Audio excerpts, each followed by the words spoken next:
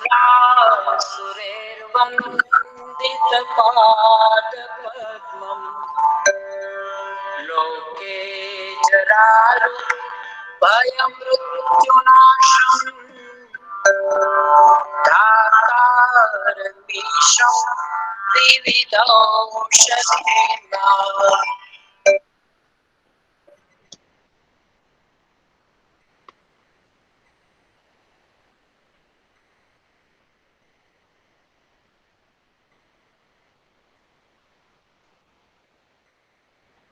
Doctor विकास आगे बढ़ाइए कार्यक्रम को। अच्छा जी, जी। आप सभी का पुनः स्वागत। जैसा कि हमारी परंपरा है, मुख्य वक्ता के व्याख्यान से पहले हम एकल द्रव्य की जानकारी वैद्य विरल भाई शाह से लेते हैं। आज भी वैद्य विरल भाई शाह से अनुरोध है कि वो एकल द्रव्य की जानकारी हमारे से साझा करें। वैद्य विरल भाई शाह। हाँ, नमस्कार। नमस्कार सभी आदि वैद्यगण, सभी विद्यार्थी मित्रों।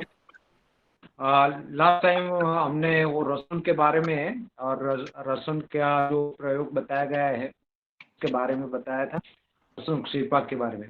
टाइम सवाल भी पूछे थे, बहुत अच्छा लगा। एक सवाल पूछा था कि तज दंत भोजन के साथ इस तरह का सवाल करते हैं तो बहुत अच्छा रहता है। तो रसुन की कुछ और भी बातें करें उससे पहले, आज मघा नक्षत्र है, परसों बहुत अच्छा दिन गया, पुष्य नक्षत्र था बिल्कुल और पूनम के पास था और दवाइयाँ बनाने के लिए, पैकिंग करने के लिए बहुत अच्छा दिन था। अब परसों दिन आएगा, परसों उत्तर फाल्गुन नक्षत्र आएगा, पूनम आएगी, फाल्गुन मास और होली का त्योहार आएगा, फायर फेस्टिवल। और उस दिन अग्निदेव का प्राकट्य करके अग्निदेव को अलग प्रकार के व्यंजनों की आहुति देना और शरीर को तपाना अपने कैपेसिटी के अनुसार, आधे घंटा, 1 घंटा, 2 घंटा।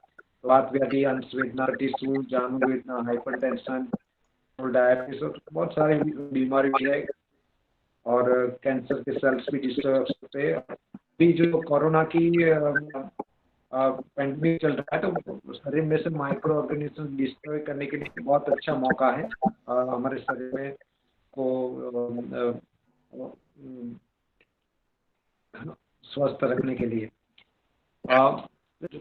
जो रसुन के बारे में बताया गया था तो उसमें सबसे पहले ये बाकी गुल्म में रसुन का बताया है चरक संहिता में, और उसमें गुल्म की जो संप्राप्ति है बहुत अच्छी संप्राप्ति बताई गई है। और जो संप्राप्ति जो बताई गई है गुल्म की, वो बहुत सारे बीमारी वर्तमान समय में प्रैक्टिस में उपयोगी है। जैसे उसमें बताया कि वीट श्लेष्मा परिस्राव अति और वीट श्लेष्मा का अति वृद्धि होना, वेग वृद्धि करना, वेगावरोध करना, बाह्य विघात, रुक्षणपन, स्ट्रेस लेना, मिथ्या और violation of the good conduct, और ये सारी चीज बताई गई है। इसके कारण कोष्ठ में वायु प्रकोप हो, जिसके कारण शरीर के जो कोष्ठ ऑर्गन इंपेयर हो जाते हैं। और भी बताया गया कि मंदाग्नि से गुल्म बढ़ता है और दीप्त अग्नि से गुल्म समन हो जाता है। तो इन सारी चीजों में ये रसुन है बहुत उपयोगी चीज। वर्तमान समय में जो डायबिटीज होता है तो डायबिटीज में अनिद्रा भी होती है, क्लैंसिया भी होती है, ट्रेमर्स भी होते हैं, बुरे विचार भी होते हैं, डिप्रेशन भी होते हैं, अवसाद जैसे लक्षण होते हैं। तो इनमें भी इसका कनेक्ट दिखना चाहिए। लास्ट टाइम एक कहना रह गया था कि रसुन क्षीरपाक है जो भग्न संतान में हमने बताया था, तो भग्न संतान में साथ में लेप करना है तो आम्रादि लेप कर सकते हैं, किसी की जरूरत है विषादि लेप भी कर सकते हैं। तो और भी उपयोग है, पक्षाघात में बहुत अच्छा उपयोग है ये रसुन क्षीरपाक है। इमीडिएटली लोग किसी को पक्षाघात की शुरुआत की, जिप में बोलने की तकलीफ हो गई और वह फेशियल की मूवमेंट्स कम हो गई है, हाथ पैर के मूवमेंट्स थोड़ी कम होने लगी है, थोड़ा सा एक पैसिस का सिम्टम्स उसका पूर्व से दिखने लगा, तुरंत ही आप लसुन चालू कर दो, तुरंत ही उनको ट्रीट हो सकता है, पेशेंट को आप अच्छी तरह बचा सकते हैं। और बीच में भी ये अच्छा काम आ सकता है। जैसे कई लोग ट्रक ड्राइवर है, ट्रेन ड्राइवर है, या ठंडी सीधी ठंडी हवा लगती है, इस तरह से काम करते हैं, तो वहाँ पे भी उष्ण स्निग्ध गुण वाले द्रव्य की आवश्यकता है, तो वहाँ पे भी लहसुन की का यथायोग्य उपयोग कर सकते हैं। एक चीज है कि लहसुन का ज्यादा उपयोग नहीं करना चाहिए। लहसुन का लगातार उपयोग करने से लोग का स्वभाव क्रोधी हो जाता है, झगड़ा करने वाला और क्रोधी स्वभाव हो जाता है। तो लगातार आप रोज रोज लहसुन और प्याज नहीं खाने सकता। और एक शास्त्र में ये भी कहा गया कि राहु ने जो अमृत खाया था उसमें से जो वमन हुआ उसी के कारण ये रसों की उत्पत्ति हुई।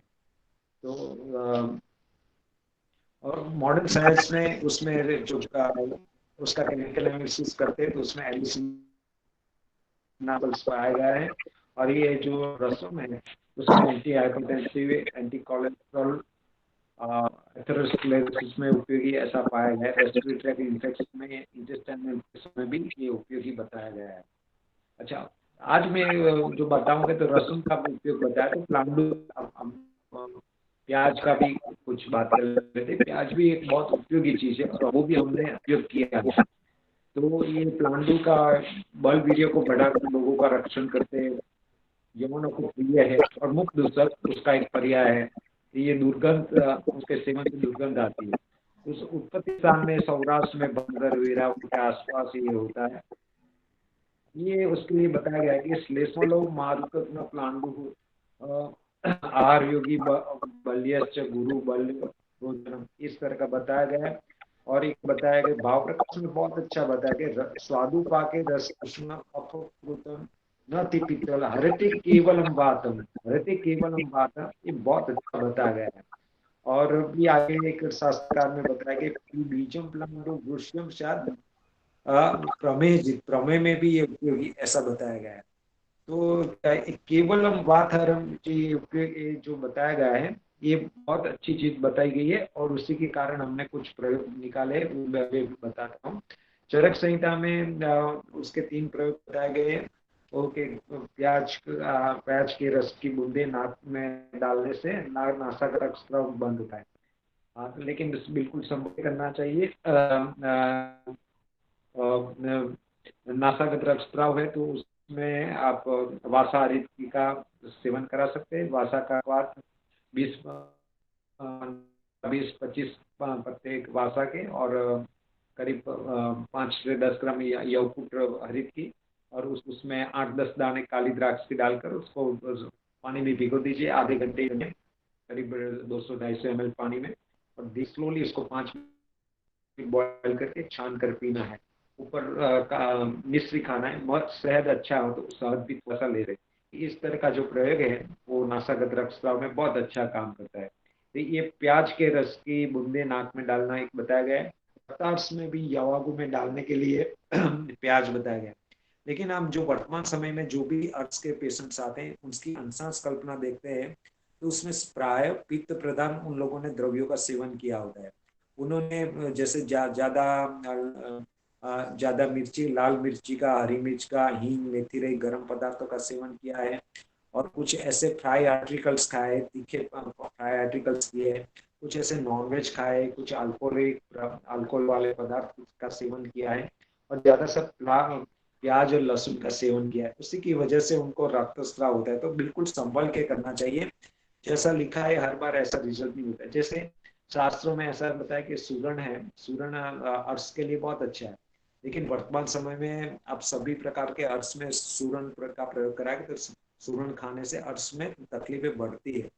ये जो पैतृक प्रधान है, जिन लोगों के ने निदान सेवन में ऐसे पदार्थ के सेवन किया है, जैसे लाल हरी मिर्च, मेथी रही, जैसे कुछ नॉनवेज का है, अल्कोहलिक सब्सटेंस का सेवन किया है, जो पित्त प्रधान से पदार्थों का सेवन किया है, वो लोग यदि शास्त्र में पढ़कर या किसी कहीं सोशल मीडिया में या गूगल में देखकर ऐसे ही सुगंध खाएंगे तो उनको तकलीफें बढ़ती है, उसको काम नहीं करेगा, उसको उठती अर्श में तकलीफें बढ़ती है, उसको बैठने में, चलने में, बैठने में और शौच जाने में बहुत तकलीफ होती है और बहुत तकलीफ वाला होता है। जैसा लिखा है ऐसा हर बार संभव नहीं होता है। दोस्त दूसरे का सबका विचार करके उसका सेवन करना चाहिए। हिक्का श्वास में भी प्याज के रस का नस्य बताया गया है। आजकल की जो हिक्का आती है प्राय उसमें भी पित्त प्रदान द्रव्यों का ही सेवन किया होता है। हिक्का वाले में ज्यादातर ये यष्टि मधु और या ऐसे पित्त समन द्रव्यों के से उसको जल्दी अच्छा होता है, तो ये भी संभल कर उसका उपयोग करना चाहिए। अ, मैंने वात व्याधि में ये उसका प्लांडु रस का सेवन कर सकते हैं। और प्लांडु के जो 5 ग्राम 10 ग्राम 15 ग्राम प्लांडु के रस है, और उसमें अकेले प्याज का रस या उसमें अदरक का रस भी थोड़ा सा मिला सकते हैं, और भोजन से आधे घंटे पहले करवा सकते हैं। उनको प्रातःकाल सुबह 5-6 बजे भी उसका सेवन खाली पेट कर सकते हैं, और उसके सेवन के बाद 2-3 घंटे कुछ खाना नहीं। ये वजन कम करने के लिए भी ओबेसिटी में भी ये प्लांडु का रस उपयोगी है। सभी बार जो वजन बढ़ता है उसमें मेद वृद्धि कारण नहीं होती है, उसमें शरीर फूलना भी कारण होता है। ज्यादातर बहनों का शरीर फूल जाता है तो रात को सोते समय स्नान करने की आदत है, बार बार स्नान करने की आदत है, और ऐसे कपड़े पहनते हैं जिसमें शरीर में वायु का प्रवेश हो जाता है, और ऐसे कुछ निदान का सेवन करते हैं, तो exposure of wind and cold उसका ज़्यादा हो जाता है। ऐसे लोगों में इस तरह के प्लांडू के रस, ये प्याज के रस के सेवन से उसमें फायदा हो रहता है। तो ये भी एक अच्छी चीज़ है। वाजीकरण में भी आम जनता में लोग आकर बताते हैं कि ये वाजीकरण है ऐसा कर, लेकिन उसमें रात को दूध के साथ सेवन करना ये अच्छी बात नहीं है। और दूध के बजाय उसमें जब वाजीकरण के रूप में उपयोग करना है तो उसमें दूध के बदले में घी का सेवन करना चाहिए, और केवल प्लांडू पर ये प्याज पर डिपेंड नहीं होना चाहिए। हमारे पास बहुत सारी और भी बहुत अच्छे अच्छे द्रव्य है, जैसे हमने बताया कि पहले तज का भी सिस्टमेटिक प्रयोग, आमलकी का भी सिस्टमेटिक प्रयोग, ये अश्वगंधा शतावरी, बहुत सिंपल सिंपल ड्रग्स जिसकी कोई साइड इफेक्ट नहीं होती है, तो वो भी वाजीकरण के रूप में काम आ सकता है। तो ये इस तरह का द्रव्यों का भी हमें ख्याल रखना चाहिए। और एक बार और भी श्योर है कि आयुर्वेद में स्पष्ट वाजीकरण तो स्पष्ट बताया, लेकिन आयुर्वेद बिलीव करते हैं ब्रह्म संयम में, इंद्रिय संयम में बिलीव करते हैं।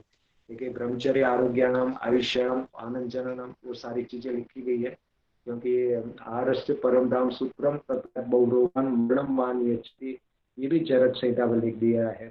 ये तो केवल इसलिए कि व्यवहार को निभाने के लिए ये सारे वाजीकरण बताए गए। दूध के साथ, वैसे तो दूध के साथ कई पदार्थों का सेवन विरुद्ध आहार माना गया है।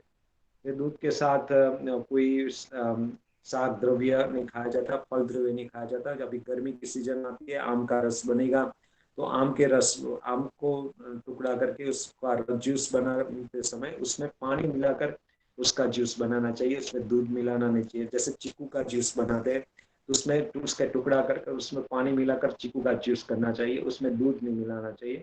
तो दूध का सेवन फलों के साथ, शाक भाजी के साथ, और कोई सिंग भी दाने के साथ और नमक के साथ नहीं करना चाहिए।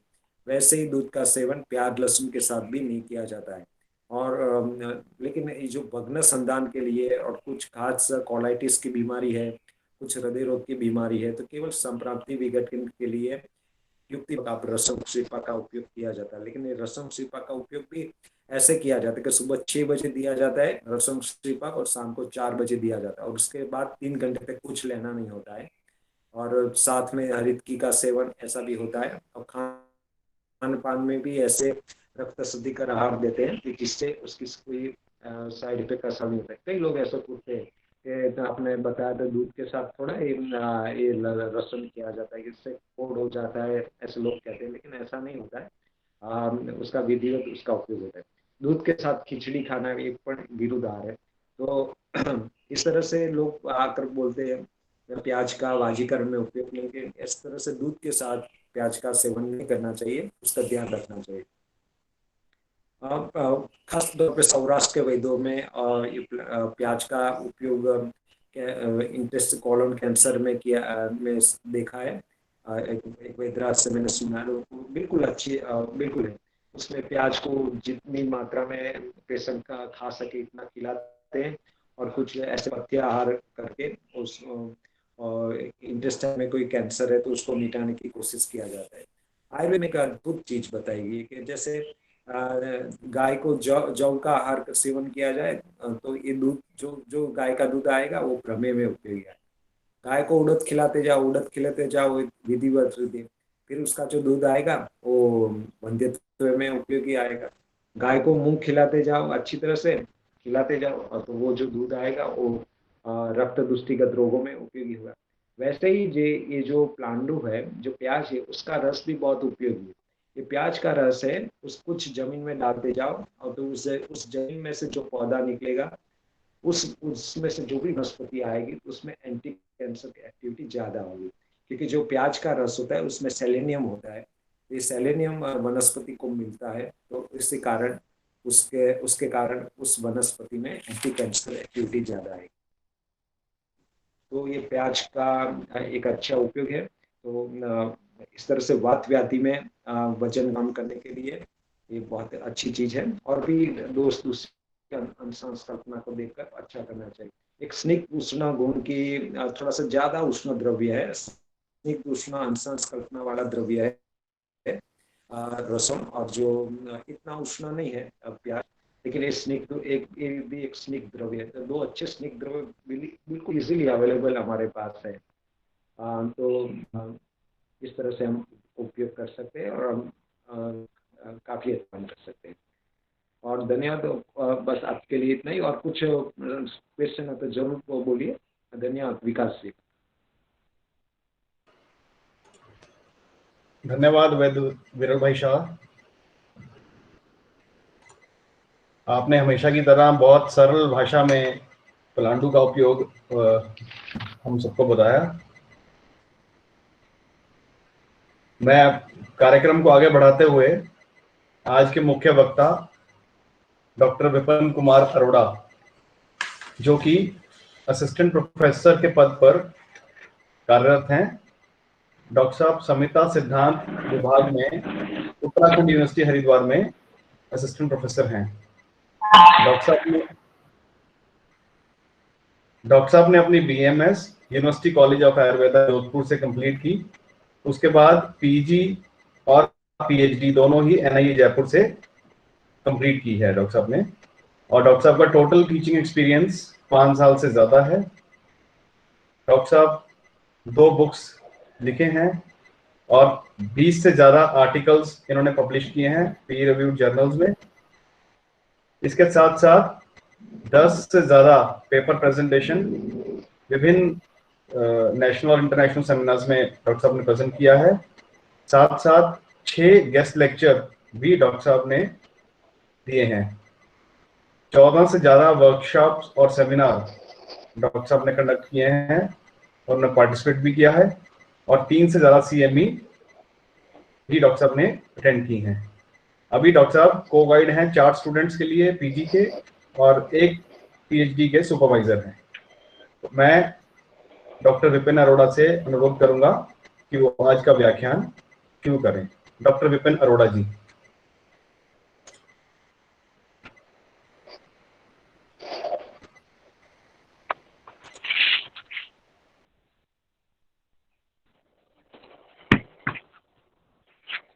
Am I audible?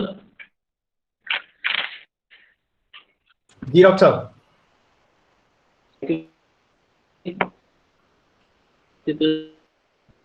स्क्रीन भी शेयर हो रहा है डॉक्टर साहब। अध्यापकगण एवं छात्र छात्राएं, आप सभी को मेरा सादर नमस्कार।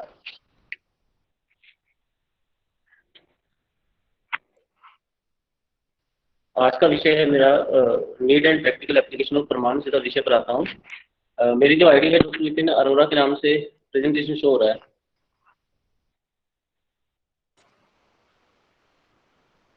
जी डॉक्टर साहब।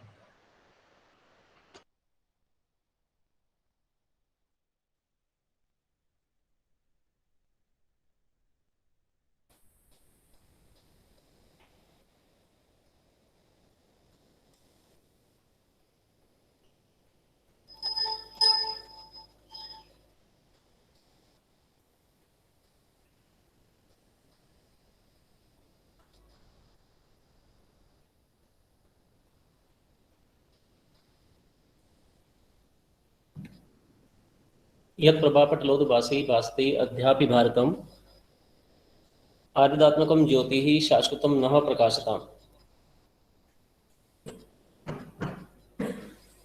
यदि हम बात करें need and practical application of प्रमाणों की, तो जैसा कि हम जानते हैं कि दर्शन शास्त्र में उल्लेखित है कि यथार्थ ज्ञान प्राप्ति का जो साधन है उसके संदर्भ में प्रमाणों का उल्लेख मिलता है।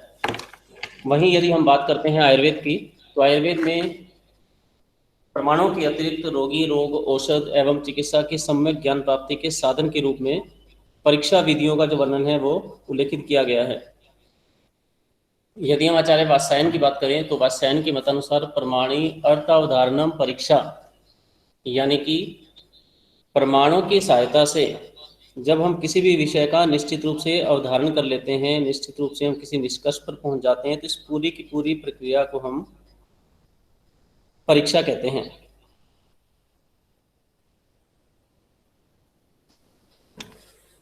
यदि हम प्रमाणों के एम की यदि हम बात करें तो जहां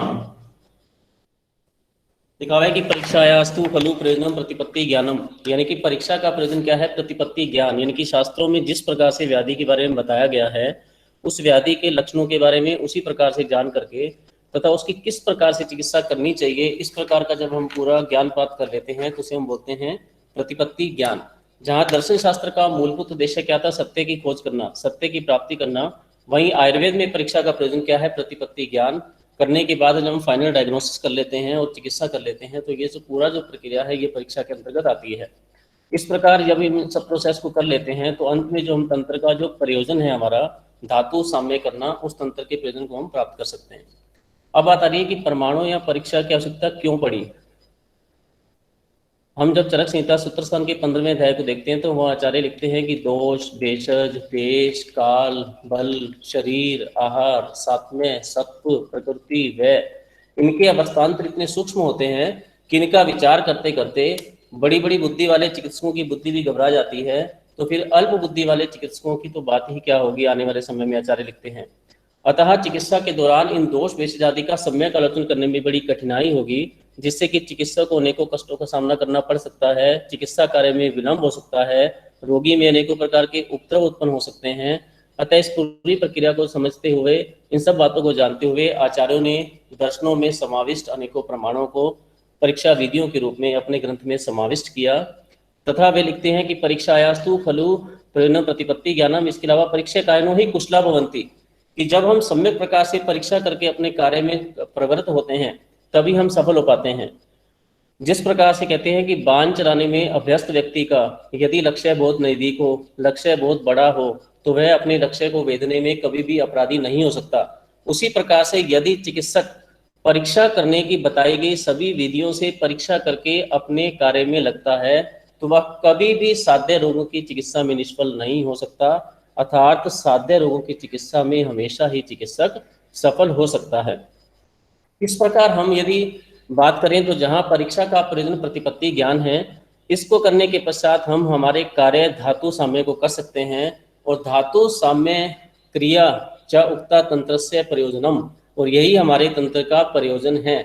इस प्रकार जब हम परीक्षा विधियों का सम्यक प्रकार से प्रयोग कर लेते हैं, धातु साम्य को कर लेते हैं, तो हम कहीं ना कहीं तंत्र का जो प्रयोजन है उसको भी प्राप्त कर सकते हैं। तथा आयुर्वेद का प्रयोजन स्वस्थस्य स्वास्थ्य रक्षणम, आतुरस्य विकार प्रशमन की प्राप्ति भी सम्यक प्रकार से कर सकते हैं। अब बात आती है कि क्या हम परमाणु के कंसेप्ट को बाईपास करके आगे बढ़ सकते हैं? नहीं। तो अलग अलग परमाणु की आवश्यकता शास्त्रों में क्यों पड़ी, अलग अलग प्रमाण क्यों बताए? प्रमाण अब आप तो उपदेश है, प्रत्यक्ष है, अनुमान है, क्योंकि कहा गया है कि न ही ज्ञाना अवयवेन कृष्णे गेहे ज्ञानम उत्पद्यते, क्योंकि ज्ञान के किसी एक अवयव से पूरे की पूरे ज्ञान की प्राप्ति नहीं हो सकती। जहां हमें आप्तोपदेश प्रमाण के द्वारा एक ऑथेंटिक सोर्स, यानी कि हमें शास्त्र जो हमारे बताए गए हैं, हमारे जो वेद हैं, वेदों के द्वारा हमें ज्ञान की प्राप्ति होती है, और प्रत्यक्ष प्रमाण के द्वारा हम जितने भी फैक्ट्स हैं उनको ऑब्जर्व करते हैं, उनको प्रूव कर सकते हैं। प्रत्यक्ष प्रमाण के द्वारा हमें जो है वो डाउटलेस नॉलेज की प्राप्ति होती है। वहीं अनुमान प्रमाण उस एरिया को कवर करता है जहां पर प्रत्यक्ष प्रमाण की पहुंच भी नहीं होती। जैसा कि हम कहते हैं कि प्रत्यक्षम ही अल्पम अनल्पम ही अप्रत्यक्षम अस्ति, कि इस संसार में प्रत्यक्ष करने के वस्तुएं तो बहुत कम है, लेकिन अप्रत्यक्ष करने के वस्तुएं बहुत ज्यादा हैं। तो यदि उन अप्रत्यक्ष करने योग्य वस्तुओं की भी यदि प्राप्ति करनी है, उनकी भी सम्यक प्रकार से यदि परीक्षा करनी है, तो इसके लिए भी अनुमान प्रमाण व युक्ति प्रमाण का सहारा लेना पड़ता है। और युक्ति प्रमाण के द्वारा हम विभिन्न प्रकार की योजनाओं को, या ये कह सकते हैं कि जब हम आप्तोपदेश प्रत्यक्ष अनुमान के द्वारा सम्यक प्रकार से परीक्षा कर लेते हैं, तो युक्ति प्रमाण की सहायता से हम वस्तुओं को योजित करके हम एक सम्यक प्रकार से निष्कर्ष पर पहुंच सकते हैं। वहीं आचार्य चक्रपाणि ने अपनी टीका में लिखा है कि परीक्षते व्यवस्थाप्यते वस्तु स्वरूपम मन्येति परीक्षा प्रमाणानि, अर्थात जिस प्रक्रिया के द्वारा वस्तु के यथावत स्वरूप का ज्ञान होता है उसे ही परीक्षा या प्रमाण कहा जाता है। यानी कि प्रमाण की उपयोगिता अनेकों प्रकार से शास्त्रों में सिद्ध की गई है। Like to get the confirm knowledge, to examine the objects, to establish the theory, to validate the knowledge, to get the guidelines for research, guidelines for clinical practice, to make any subject scientific, to develop the rational approach, to create the acceptability of the subject, and to differentiate the merits and demerits, and to set a standard protocol. इस प्रकार प्रमाण का जो क्षेत्र है वो एक क्षेत्र है। अब यदि हम बात करते हैं कि प्रमाण, ये सब हम पढ़ के आए हैं और फर्स्ट ईयर के बच्चे जो हैं एमडी में आने के बाद हम सब इनको पढ़ चुके होते हैं, और हमारे बीएमएस फर्स्ट ईयर के बच्चे जो है आते ही जो है पहला विषय उनको प्रमाण पढ़ाया जाता है। तो बात आती है कि प्रमाण के बारे में जब अगर शब्दकोश की बात करते हैं तो उसमें प्रमाण मीजर्स के लिए भी आता है, प्रमाण एविडेंस के लिए भी आता है, प्रमाण स्टैंडर्ड अथॉरिटी के लिए भी आता है, प्रमाण आयुर्वेद शास्त्र में मान के लिए भी प्रयुक्त किया जाता है। लेकिन यदि हम बात करते हैं दर्शनों के संदर्भ में या हमारे टीकाओं के संदर्भ में, तो हम देखते हैं कि विष्णु पुराण में लिखा हुआ है कि प्रमीयते विष्णुम अनिति प्रमाणम, यानी कि संसार में, यानी कि इस विश्व में जिसके द्वारा वस्तुओं का ज्ञान प्राप्त किया जाता है, ज्ञान प्राप्ति का जो साधन है उसे प्रमाण कहते हैं। या प्रमाता, जिसकी सहायता से, जिस साधन की सहायता से विषयों का सम्यक ज्ञान प्राप्त करता है उसे प्रमाण कहते हैं। इसके अतिरिक्त जो है परीक्षा की यदि हम बात करें तो परीक्षा का मीनिंग क्या है? सभी ओर से निरीक्षण करना, यानी कि to search from all the dimension, यानी कि चारों तरफ से, हम कह सकते हैं चारों दिशाओं से वस्तुओं की खोज करना, निरीक्षण करके किसी जो है निष्कर्ष पर पहुंचना, ये क्या है? परीक्षा के संदर्भ में कह सकते हैं। तो परीक्षा और प्रमाण जो है आयुर्वेद में परीक्षा प्रमाणों का समावेश किया गया। अब दर्शनों की मत से जहां हम बात करते हैं कि चारवाक दर्शन ने केवल प्रत्यक्ष प्रमाण माना है और वहीं तांत्रिकों ने 9 प्रमाण माने हैं। तो दर्शनों ने जिन दर्शनों के हिसाब से दर्शनों ने अपने अपने विषय को सिद्ध करने के लिए उन्हें जिन जिन प्रमाणों की आवश्यकता पड़ी, दर्शनों ने अपने अपने हिसाब से उन प्रमाणों को अपने अपने ग्रंथ में समाविष्ट किया है। और यदि आयुर्वेद की बात करें तो आयुर्वेद में सबसे पहले आचार्य चरक ने, हम देखते हैं कि सूत्र स्थान के 11वें अध्याय में जब उन्हें पुनर्जन्म की सिद्धि करनी थी तो वहां पर वह स्पष्टता लिखते हैं कि संसार में समस्त वस्तु में 2 भागों में विभक्त हैं, सर्वम सत सत तस्य चतुर्विध परीक्षा आप्तोपदेश प्रत्यक्षम अनुमानम युक्तिश्च इति। किनकी 4 प्रकार से परीक्षा होती है? आप्तोपदेश, प्रत्यक्ष, अनुमान और युक्ति। लेकिन वहीं जब चरक संहिता विमान स्थान की बात करते हैं तो वहां कहते हैं कि त्रिविधम खलु रोग विशेष विज्ञानम भवति तद्यथा आप्तोपदेश प्रत्यक्षम अनुमानम च इति। यानी कि जब हमें केवल रोग विशेष का ज्ञान प्राप्त करना हो, ओनली फॉर पैथोलॉजिकल बेसिस के हिसाब से यदि हम देखना हो, तो रोग को देखना हो, तो वहां पर केवल 3 परीक्षाएं ही आवश्यक होती हैं, वो आप्तोपदेश, प्रत्यक्ष और अनुमान है। चिकित्सा के संदर्भ की यदि बात करें तो वहां पर युक्ति प्रमाण भी जो है वो उपयोगी होता है। वहीं जिस व्यक्ति को ऑलरेडी शास्त्रों का ज्ञान हो चुका है तो कह रहे हैं कि ज्ञानवान मनुष्य के लिए तो 2 ही परीक्षाएं काफी होती हैं, वो है प्रत्यक्ष और अनुमान। तो यहाँ आचार्य चक्रपाणि जी लिखते हैं कि जिस प्रकार से यहाँ पर आप्तोपदेश प्रमाण की जो महत्ता है वो सबसे अधिक है, क्योंकि यदि हमें शास्त्रों का नॉलेज ही नहीं होगा, आचार्य चरक लिखते हैं कि यदि हम शास्त्रों के बारे में नॉलेज नहीं रखेंगे तो किसकी हम प्रत्यक्ष और अनुमान के द्वारा परीक्षा करेंगे। जैसे कि रत्न विशेष, जैसे कि हम रत्न विशेष को देख तो लेते हैं, लेकिन यदि हमें उसके बारे में उनके गुण और अवगुण नहीं पता, शास्त्रों से हमने पढ़ा ही नहीं है उसके बारे में, तो हम कैसे उसको पहचान पाएंगे कि कौन सा रत्न अच्छा है, कौन सा बुरा है।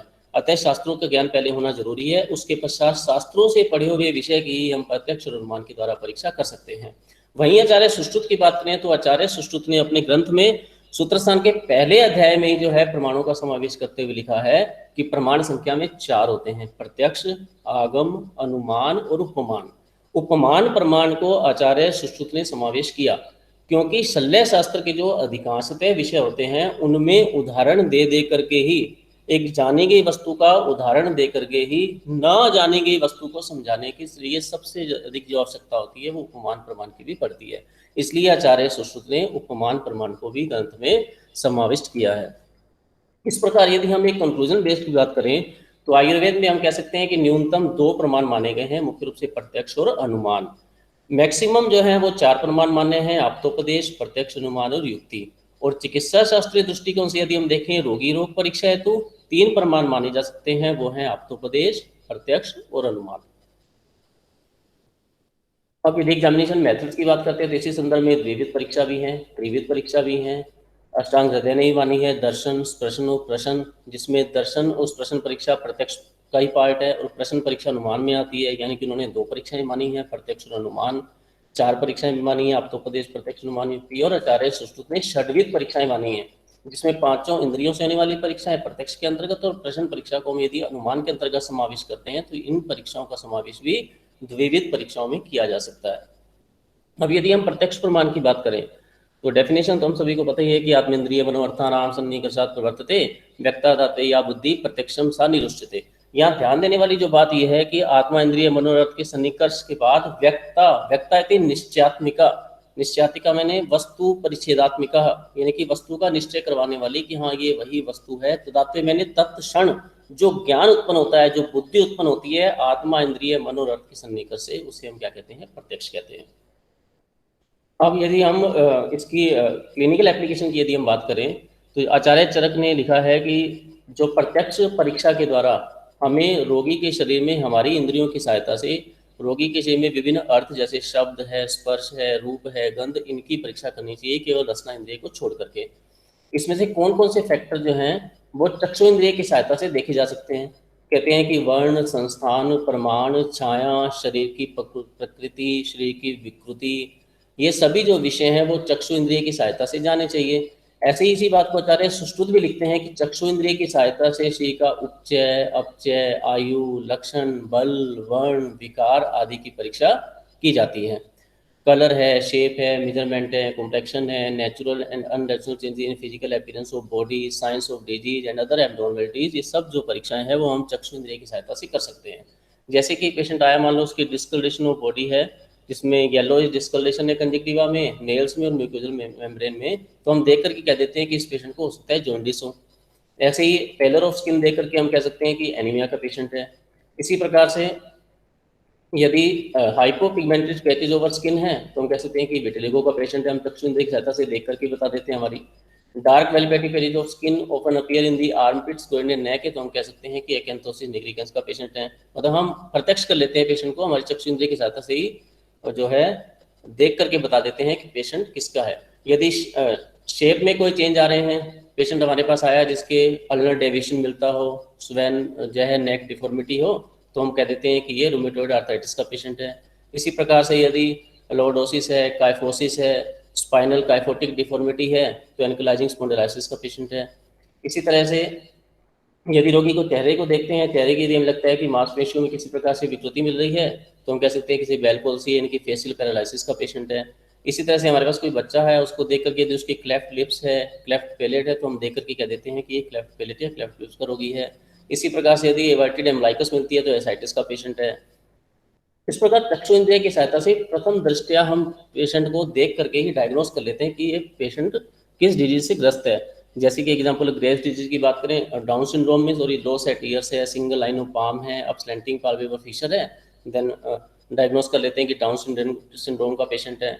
इसी प्रकार से यदि किसी की बल्जिंग आइज है तो हम कह सकते हैं कि एक्सोप्थेल्मस व्याधि है यानी कि ग्रेव्स डिजीज का पेशेंट है ये। ऐसे ही यदि हम शेप की बात करते हैं, हमारे पास कुछ पेशेंट आया है जिसके लार्ज नोज है, लार्ज हैंड है, लार्ज फिट है, टंग जो है वो लार्ज है, तो हम कह सकते हैं कि इस पेशेंट को एक्रोमेगाली हो सकती है। ऐसे ही छोटे हैं तो ड्वार्फिज्म हो सकता है। अगर पॉलीडेक्टाइली है तो हम देख के ही जो उंगलियों को संख्या गिन करके देख लेते हैं कि अगर उंगली ज़्यादा है तो पॉलीडेक्टाइली है। पाँव को देख करके एलिफेंटियासिस है। इसी प्रकार से यदि बेबी का साइज देख लेते हैं कि बेबी का साइज बड़ा हो रहा है, हेड का साइज सॉरी बेबी भी टिपिकल हेड साइज है तो माइक्रोसिफेली है, सीवियर माइक्रोसिफेली है, हाइड्रोसिफिलस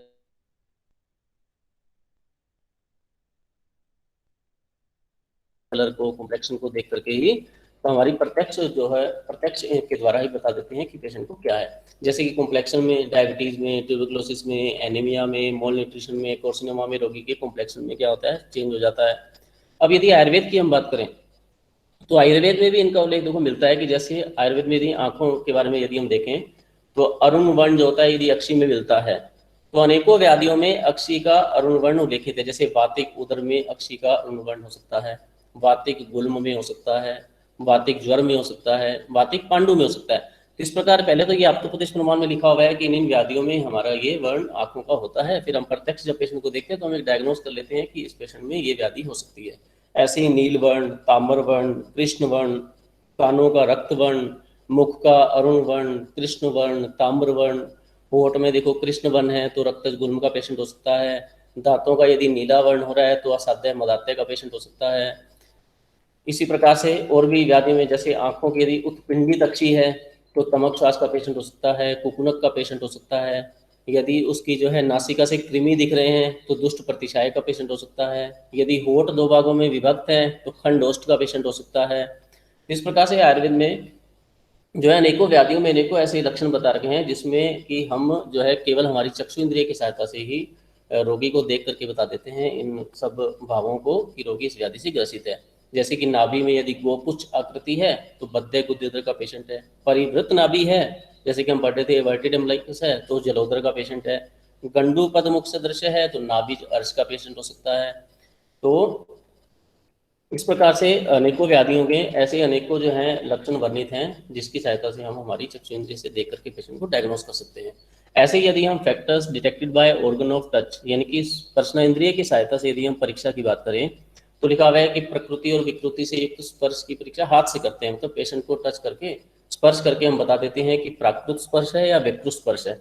ऐसे ही यदि स्पर्श जो है मृदु है या कठिन है, जो नित्य जिन अंगों में स्पंदन होता है यदि उन अंगों में स्पंदन नहीं हो रहा, श्लक्ष्ण स्पर्श हो गया, खर स्पर्श हो गया, तो हम विभिन्न व्याधियों की परीक्षा कर लेते हैं।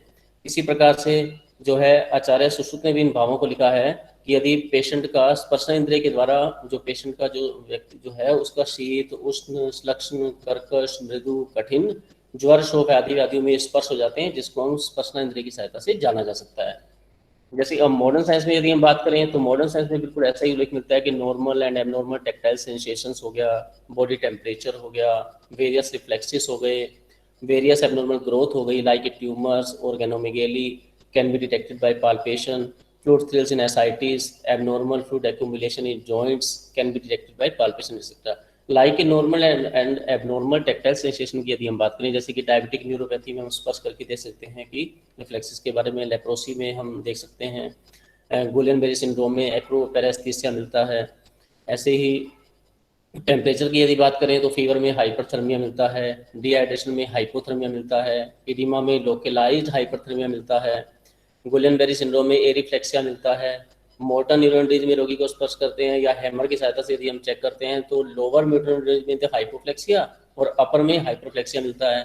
ऐसे ही यदि जो बच्चा जिसमें मसल टोन डिक्रीज हो जाती है तो उसको स्पर्श करने से हम कह सकते हैं कि बच्चे की मसल टोन डिक्रीज यानी कि माइस्थीनिया ग्रेविस हो सकता है। हम एक एक्चुअली डायग्नोस इसे कर सकते हैं।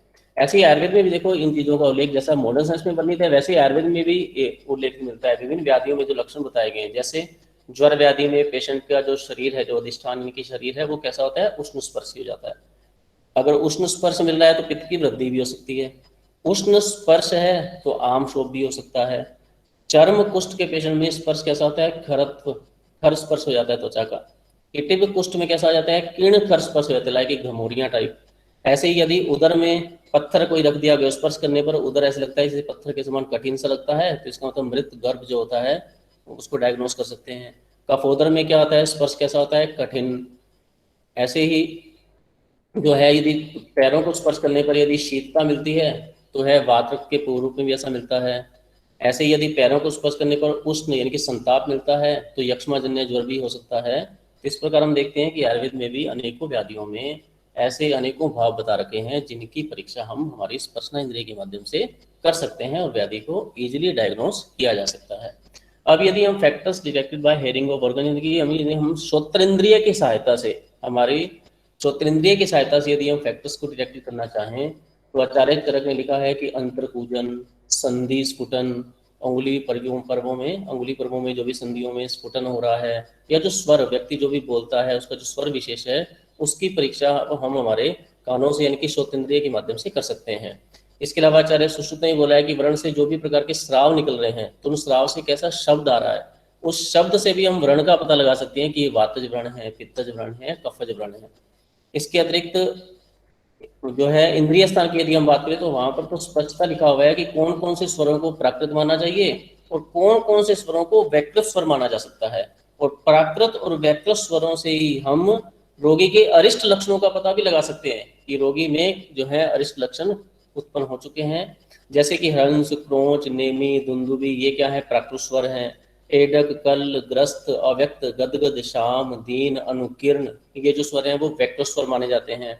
तो इस प्रकार से किस प्रकार से हम हमारी श्रोत्रेंद्रिय के द्वारा स्वर की सहायता से जो है रोग व्याधि को डायग्नोस इजीली कर सकते हैं, like a heart and respiratory sounds, gurgling sounds in the abdomen, cracking and crepitation sound in big and small joints, patient की voice, like other abnormal sounds like हिक्का, श्वास और काश में जो व्याधि आती है। और वर्तमान समय में तो स्टेथोस्कोप की सहायता से आसाम से जो है हम आसानी से व्याधियों को डायग्नोस कर सकते हैं, जैसे कि बीजिंग और रोंकाई मिलती है हमें अस्थमा में, क्रेपिटेशन साउंड आ रही है तो ट्यूबरकुलोसिस हो सकता है, स्ट्राइडोर यानी कि लिसनिंग साउंड आ रही है तो ब्लॉकेज ऑफ लैरिंक्स हो सकता है, होर्सनेस ऑफ वॉइस है तो कार्सिनोमा इन लैरिंक्स हो सकता है, इंक्रीज्ड बाउल साउंड है तो इंटेस्टाइनल ऑब्स्ट्रक्शन हो सकता है।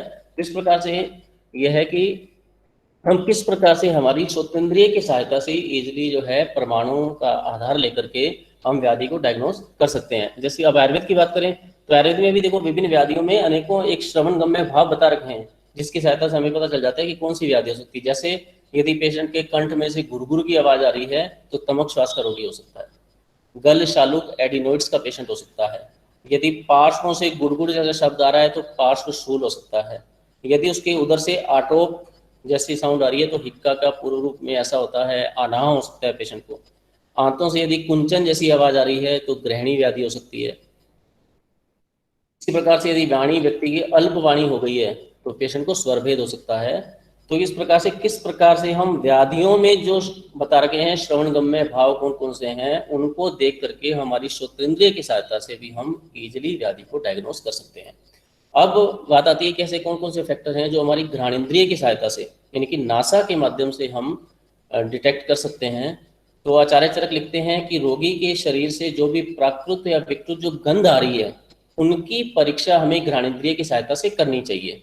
इसी बात को आचार्य सुश्रुत भी अपने ग्रंथ में लिखते हैं कि व्रण से जो गंध आ रही है तो व्रण से जो भी गंध आ रही है तो व्रण से गंध को देख करके अपनी घ्राणेंद्रिय की सहायता से आपको पता चल जाएगा कि कौन सा वातज व्रण है, पित्तज व्रण है या कफज व्रण है, इसका भी हम डायग्नोज कर सकते हैं। जैसे कि अगर फ्रूटी स्मेल ऑफ यूरिन आ रही है तो कीटोएसिडोसिस हो सकता है, फाउल स्मेल आ रही है यूरिन से तो यूटीआई हो सकता है, यदि बैड स्मेल आ रही है माउथ से तो पेशेंट को पायरिया हो सकता है, फाउल स्मेल आ रही है यूरिन से तो किडनी स्टोन हो सकती है, अमोनिया की स्मेल आ रही है तो पेशेंट को डिहाइड्रेशन हो सकता है, यदि अमोनिया ब्रेथ है तो क्रोनिक किडनी डिजीज हो सकती है। इसके अलावा यदि एसीटोन लाइक स्मेल आ रही है तो पेशेंट को डायबिटीज हो सकता है। अब यदि आयुर्वेद की बात करें तो आयुर्वेद में भी देखिए सेम यही बात जो है कि किस किस व्याधि में किस किस प्रकार से गंध आती है और गंध को देख करके हम पेशेंट को डायग्नोस कर सकते हैं हमारी घ्राणेंद्रिय की सहायता से। जैसे अंगों से यदि अक्सी के समान गंध आ रही है तो आचार्य सुश्रुत कह रहे हैं कि ये व्रण हो सकता है पेशेंट को। और तो और आचार्य सुश्रुत ने भी लिखा है कि वातज व्रण में विस्त्र गंध आती है, पित्तज व्रण में कटु गंध आती है, ऐसी वातज पित्तज गंध में अक्सी के समान गंध आती है, लाजा के समान गंध आती है। तो अलग अलग व्याधियों में अलग अलग व्रण में कौन कौन सी गंध आती है।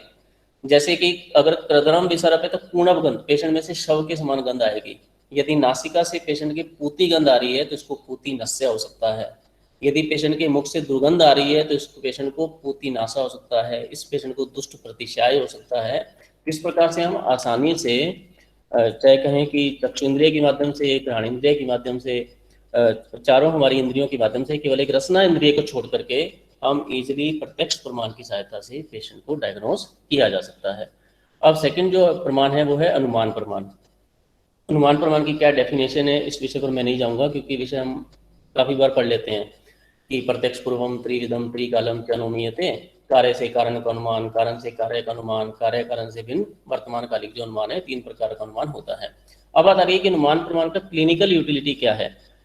यदि हमारे पास कोई पेशेंट आया जिसके निदान वो किन निदानों का सेवन कर रहा है, उन निदान विशेष के सेवन के हम हिस्ट्री को जब पता करते हैं तो हम एक मन में एक अनुमान करते हैं कि इसने इस कारण का सेवन किया है और कारण से इस कार्य की उत्पत्ति हो सकती है, यानी कि इसके शरीर में इस दोष का प्रकोप हुआ होगा। जैसे कि हम पढ़ते हैं कि मृत्तिका भक्षणजन्य पांडु में वहां हम क्या पढ़ते हैं कि कषाया मारुतम पित्तम ऊसरा मधुरा कफम, कि कषाय मिट्टी को खाने से वात दोष का प्रकोप होता है, ऊषण मिट्टी को खाने से पित्त दोष का प्रकोप होता है, और मधुर मिट्टी को खाने से कफ दोष का प्रकोप होता है। तो जब हम पेशेंट की हिस्ट्री लेते हैं तो हमें पता लगता है कि ये जो बच्चा है, ये जो बालक है, वो किस मिट्टी का सेवन कर रहा था, तो इस मिट्टी के सेवन से इसके शरीर में हो सकता है कि इस दोष का प्रकोप हुआ हो और इस प्रकार से संप्राप्ति जो है घटित हुई हो। किसी रोग विशेष के लक्षणों को देख करके हम शरीर में घटित संप्राप्ति का भी ज्ञान कर लेते हैं, किस प्रकार से लक्षण आ रहे हैं, तो हो सकता है कि संप्राप्ति इस प्रकार से घटित हुई हो। इसी प्रकार से प्रकृति समसंवेद लक्षण हो चाहे विकृति विषम संवेद लक्षण हो, दोनों लक्षणों को देख करके हम कौन कौन से दोष हुए होंगे, कैसे दोषों का प्रकोप हुआ होगा, इसका हम एक अनुमान जो है व्यक्ति में करते हैं। इसके अलावा चरक संहिता विमान स्थल में हम देखते हैं कि चौथे चैप्टर में अनुमान में तो बहुत सारे परीक्षा भाव बता रखे हैं, जैसे कि अग्नि जरण शक्तिया, बलम व्यायाम शक्तिया, मेधा ग्रहणेन, संज्ञा नाम ग्रहणेन, स्मृति स्मरणेन। इस प्रकार से हम उसमें क्या होता है कि अनुमान लगा सकते हैं किसी व्यक्ति की स्मरण शक्ति अच्छी है, किसी व्यक्ति का जो है ग्रहण करने की शक्ति अच्छी है तो इसकी मेधा शक्ति अच्छी हो सकती है, जलन शक्ति अच्छी है तो इसकी अग्नि अच्छी हो सकती है। तो आजकल के परिप्रेक्ष्य में यदि बात करें रिसर्च के पॉइंट ऑफ व्यू से, तो जितने भी प्रकार की जो साइकोलॉजिकल एक्सपेरिमेंट्स जो कि बेस्ड होते हैं क्वेश्चन आंसर पर, उस पर जो भी कंक्लूजन जो हम निकाला जाता है वो अनुमान प्रमाण के आधार पर ही डिसाइड किया जाता है। इसके अलावा रिसर्च में हम लोग ये पढ़ते हैं कि दो प्रकार की स्टडी होती है, एक तो होती है ऑब्जर्वेशनल स्टडी और एक होती है एक्सपेरिमेंटल स्टडी। ऑब्जर्वेशनल स्टडी के टू टाइप्स होते हैं, एक तो होती है डिस्क्रिप्टिव स्टडी और एक होती है एनालिटिकल स्टडी। एनालिटिकल जो स्टडी होती है उसको यदि आज हमने अनुमान प्रमाण में यदि समाविष्ट करने की बात करें तो एनालिटिकल जो स्टडी होती है उसके मुख्य रूप से 3 जो है टाइप्स होते हैं मॉडर्न के अकॉर्डिंग। एक होता है कोहोर्ट स्टडी, एक होती है क्रॉस सेक्शनल स्टडी और एक होती है केस कंट्रोल स्टडी। यदि हम बात करें कोहोर्ट स्टडी की, कोहोर्ट स्टडी में क्या होता है कि हम कारण से कार्य का अनुमान करते हैं, जिसको न्याय दर्शन में लिखा हुआ है पूर्ववत अनुमान, यानी कि पहले कारण होता है, कारण से कार्य की उत्पत्ति होती है। जब हम कारण से कार्य का अनुमान करते हैं तो वही जो है हमारी तरह से रिसर्च के पॉइंट ऑफ व्यू से बात करें तो वो होती है कोहोर्ट स्टडी। लाइक मान लो कुछ पेशेंट जो है वो स्मोकिंग करते हैं और कुछ जो व्यक्ति हैं वो स्मोकिंग नहीं करते।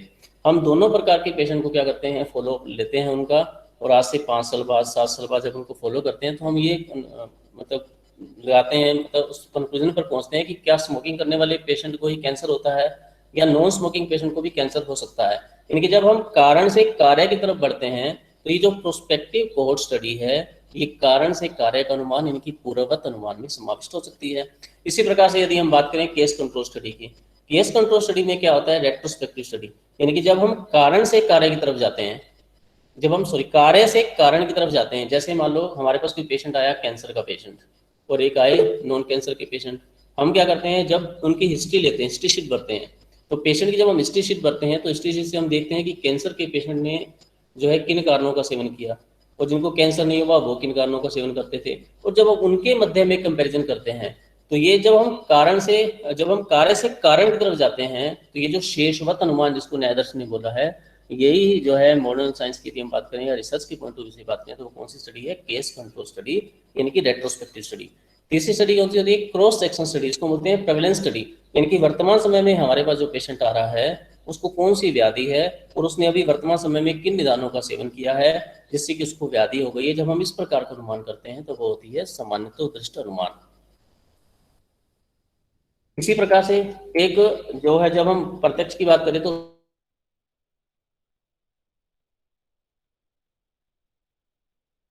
प्रमाण से करते हैं, रोगी के प्रश्न पूछ करके करते हैं कि उसके मुख का रस कैसा हो गया है, उसके मुख का स्वाद कैसा होता है।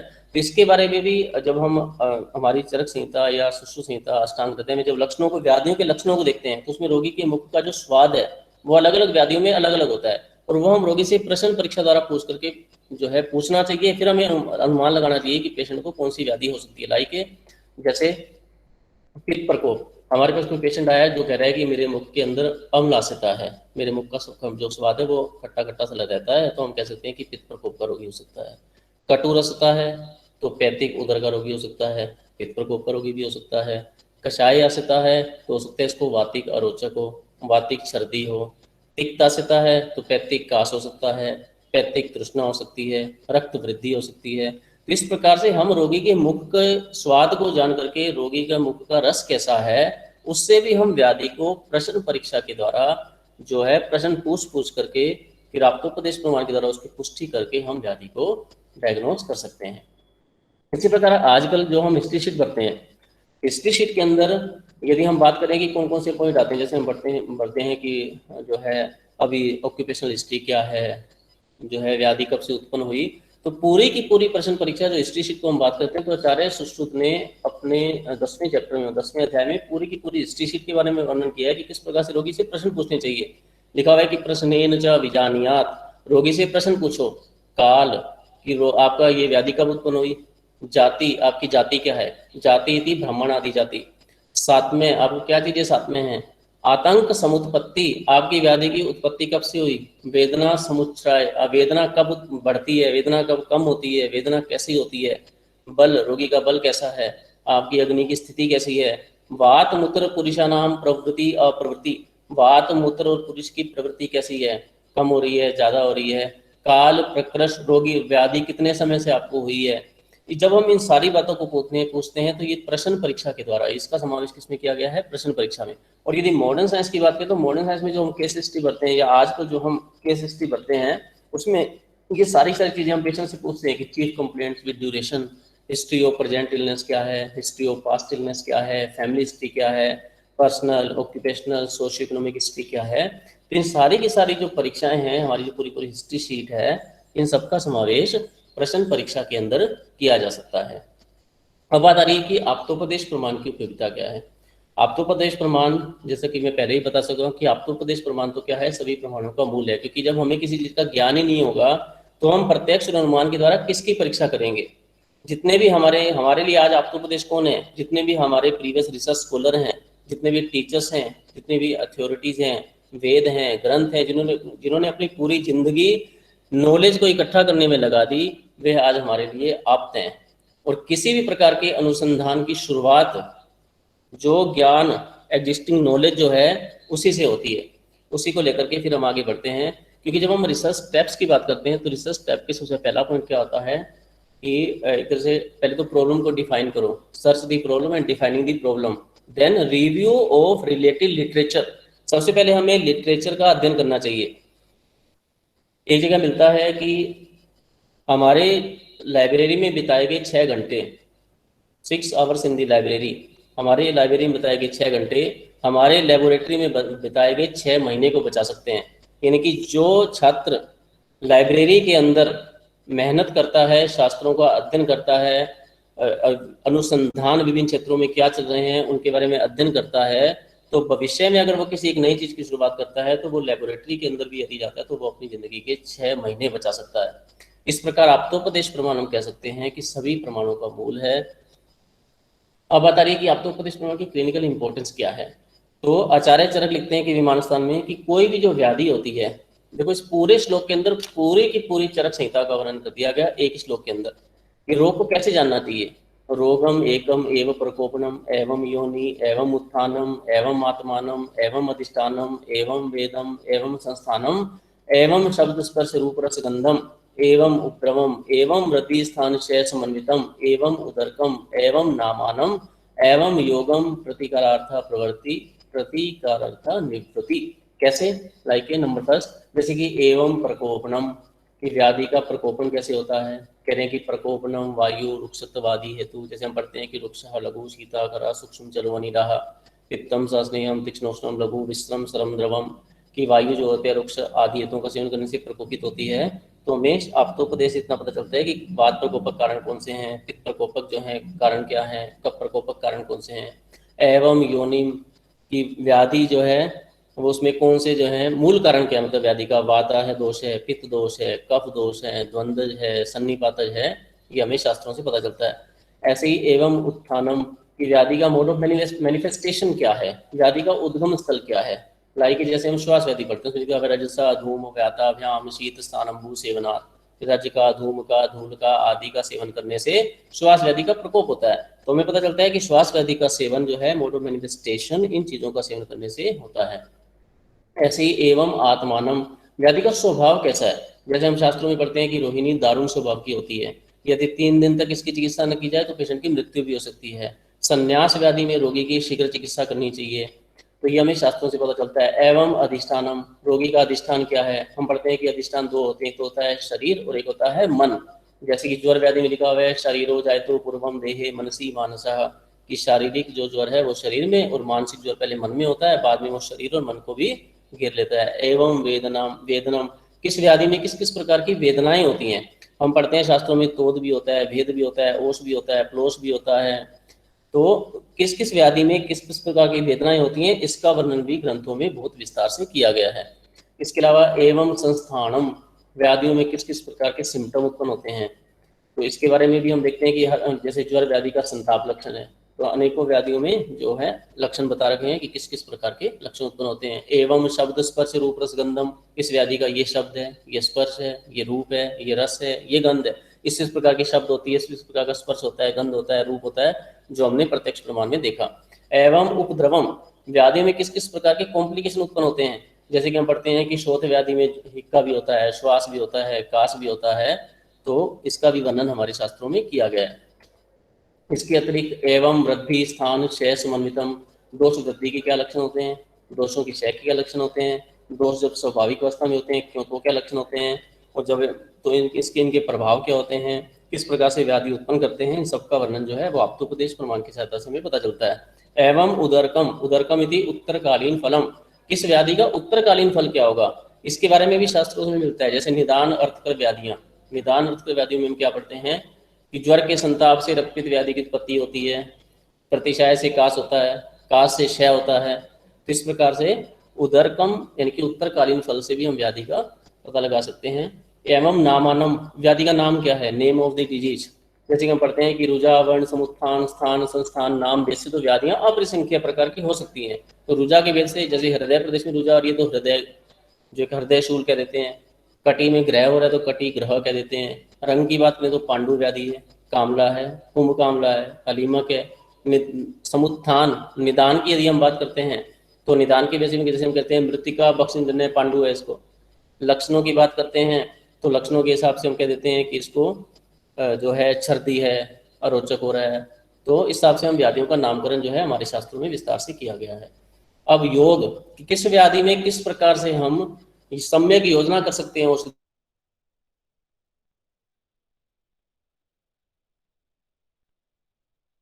सम्यक प्रकार से प्रयुक्त किया जाए तो उत्तम औषधि बन जाता है। और यदि औषधि को भी यदि आप असम्यक प्रकार से प्रयुक्त करते हैं तो वो विष बन जाता है। इसी प्रकार से व्याधियों में किस प्रकार से प्रिस्क्रिप्शन, जिसको हम कहते हैं प्रतिकारार्थ प्रवृत्ति, व्याधियों को प्रतिकार किस प्रकार से करना चाहिए, इसके बारे में मिलते हैं। जैसे एग्जाम्पल ज्वर व्याधि में लिखा हुआ है लंगनम स्वेदनम कालो यागु तिक्तो रस, इन सब का प्रयोग करने से हम तरुण ज्वर में इजी जो है दोषों का पाचन कर सकते हैं। और किस किस व्याधि में किन किन चीजों का सेवन नहीं करना चाहिए, इयम निवृत्ति, इसका भी उल्लेख मिलता है। जैसे कि नव ज्वर में लिखा हुआ है नव ज्वरे दीवा स्वपन सान अभ्यंग अन्न मैथुनम, इन चीजों का सेवन नहीं करना चाहिए।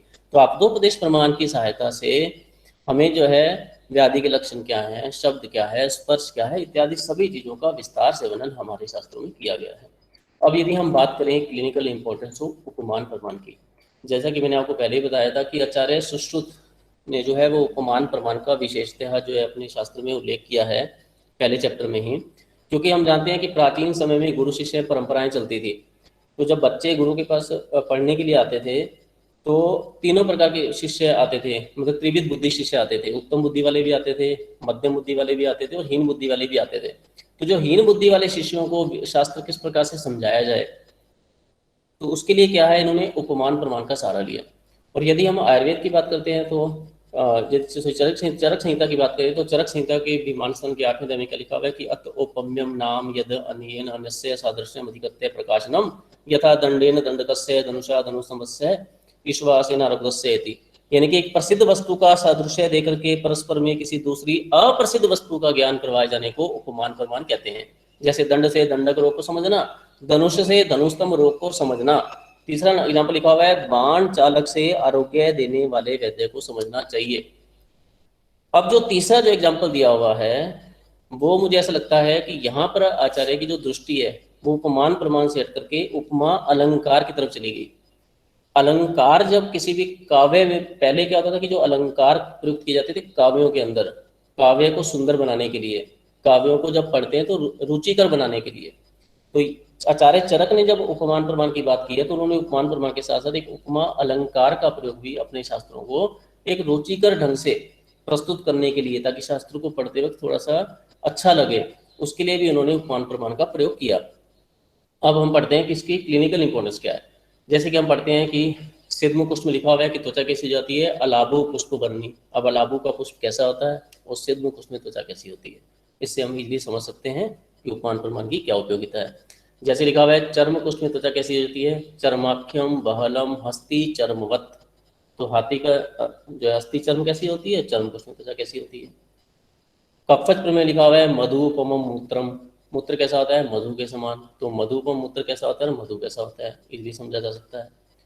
एक कुछ में लिखा हुआ है अस्वेदनम महावास्तु यन मत्स्य शकलोपमम तदेक पुष्टम।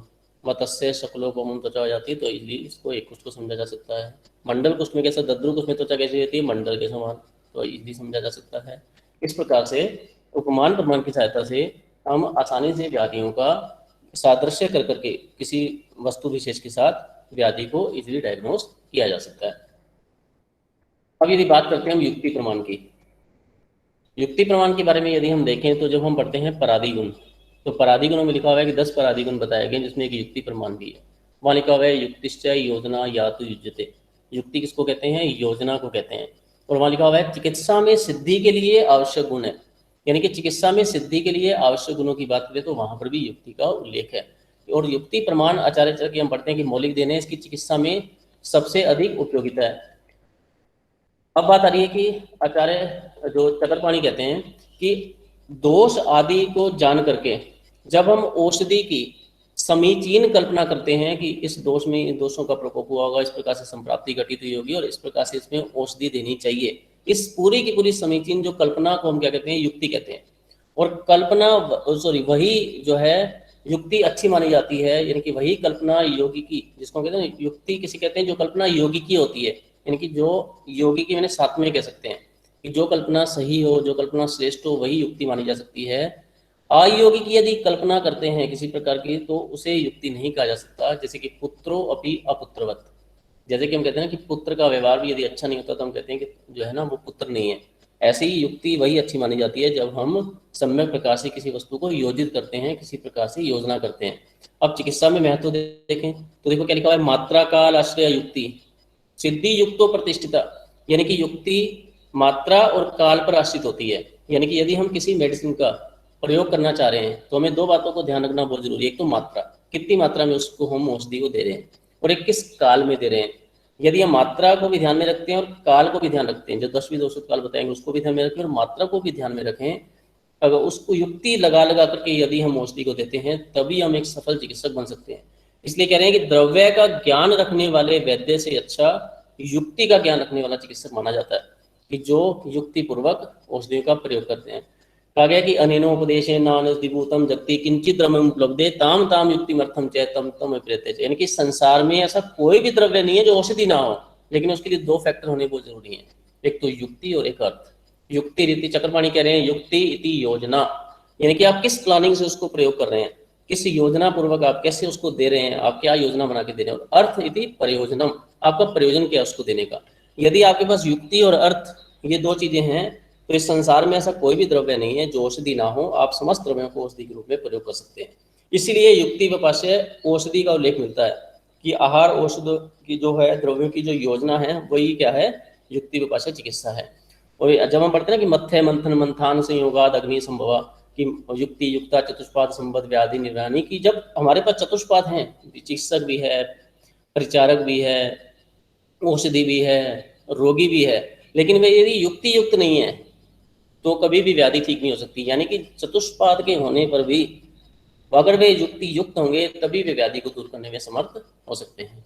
और फाइनल यदि हम डिस्कशन देखें इस पूरे की पूरे जो है संभाषण का, तो पहला क्वेश्चन मन में आता है कि why should be consider this प्रमाण सो मच इम्पोर्टेंट, कि हम क्यों जो है प्रमाणों को इतने महत्व दे रहे हैं। तो जब हम दर्शन शास्त्रों की बात करते हैं उसमें लिखा हुआ है प्रमेह सिद्धि प्रमाण, यानी कि जितने भी प्रकार के ज्ञान के जो विषय बताए गए हैं, जितने भी विषय हैं उनको यदि समझना है तो उनकी सिद्धि प्रमाणों के द्वारा ही हो सकती है।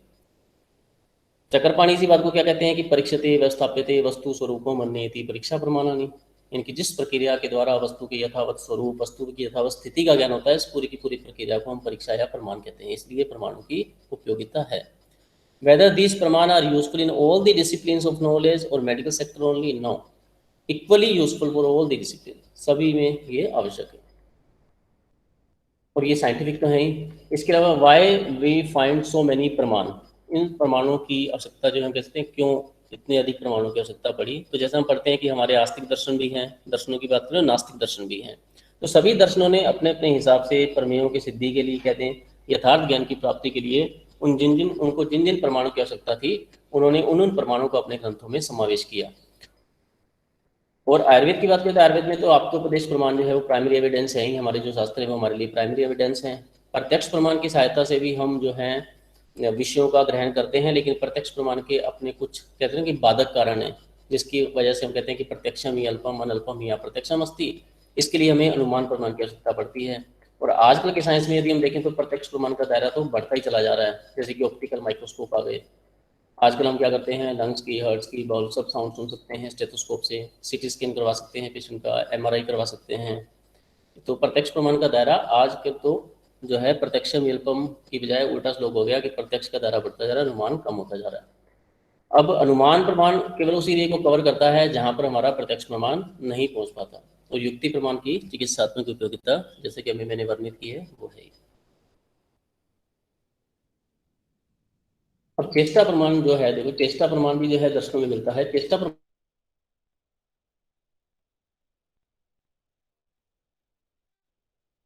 चेष्टाओं को देख करके जो है हम फिर अनुमान लगाते हैं कि इसको ये व्याधि हो सकती है। जैसे काश्यप संहिता के वेदना अध्याय में बच्चों की विभिन्न चेष्टाओं को लिखा गया है, तो उसको हम चेष्टा प्रमाण से समझ सकते हैं, लेकिन उसका भी समावेश फिर हम अनुमान ही लगाते हैं तो उसका समावेश अनुमान प्रमाण में किया जा सकता है।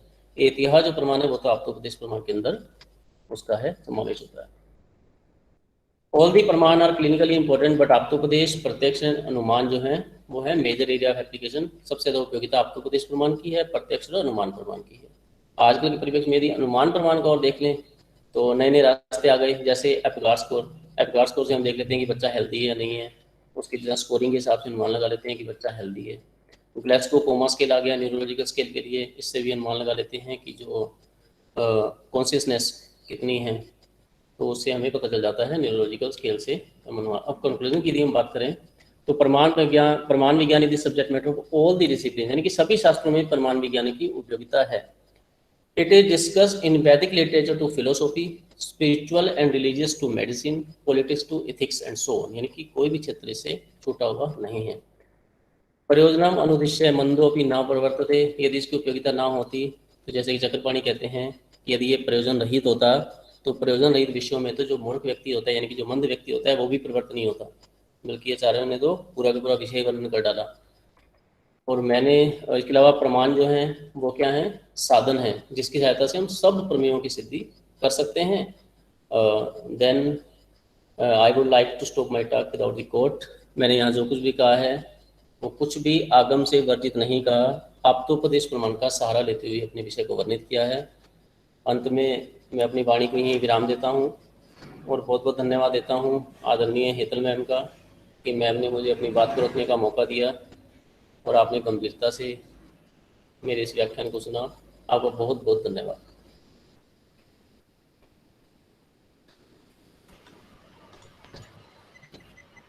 धन्यवाद डॉक्टर विपिन।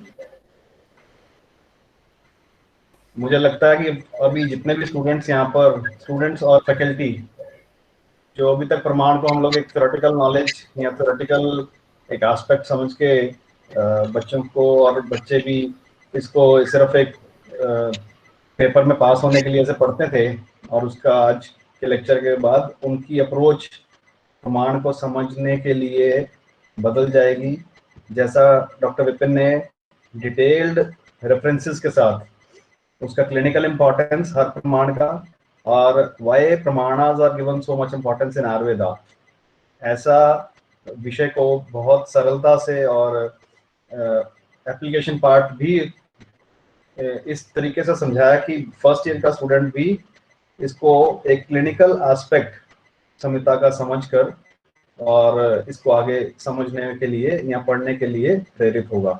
धन्यवाद डॉक्टर विपिन जी, आपने बहुत ही सरल भाषा में और स्टूडेंट्स के हित में ऐसा समझ में आ जाए आसान से ऐसा व्याख्यान दिया। बहुत बहुत धन्यवाद। Thank you sir very much. हाँ जी कार्यक्रम विकास को, जी मैडम। जी, मैं थोड़ा सा कुछ जो आज विशेष रूप से अ, अ, हरियाणा से कुछ गीता मैडम की कॉलेज से विशेष करके स्टूडेंट्स जुड़े हैं, उनके लिए 2 शब्द कहना चाहूंगी। सर, सबसे पहले तो गीता मैडम का बहुत-बहुत हार्दिक धन्यवाद कि आपने इतने सारे स्टूडेंट्स को ये सूचना दी और आपके कहने पर बहुत सारे स्टूडेंट्स आज मैं देख रही थी नए-नए नाम से आज ज्वाइन कर रहे हैं। तो आप बहुत ज़्यादा धन्यवाद के पात्र हैं कि आप भी मौलिक सिद्धांत की बहुत अच्छी ज्ञाता है, बल्कि गायनी भी मैं कहूँगी क्योंकि आपने गायनी के ऊपर भी लेक्चर दिया था और वो भी बहुत विशेष रहा।